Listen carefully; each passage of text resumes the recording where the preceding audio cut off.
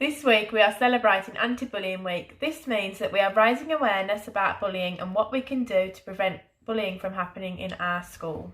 We'll be signing a pledge to say that we are united at the school against bullying. Uniting means to come together at the school to stop bullying. On Friday, we will be taking part in Odd Socks Day. There will be prizes for the oddest socks. We can't wait to see your class photos. This term's anti-bullying theme is out to be an upstander.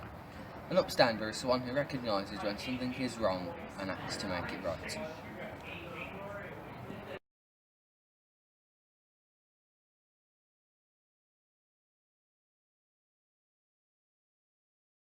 Help others who are being bullied.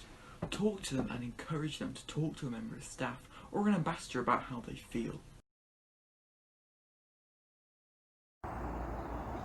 Be respectful to others. Remember Oscar Manali. We are all different, but we are all valued members of the day. Clap. Number 3, tell a staff member if you think that somebody is bullying someone else. Number 4, try to be an upstander, not a bystander. A bystander is someone who doesn't take any action to report when they see someone being bullied. Be a friend to someone. See if you can make someone smile today. Remember, it's cool to be kind.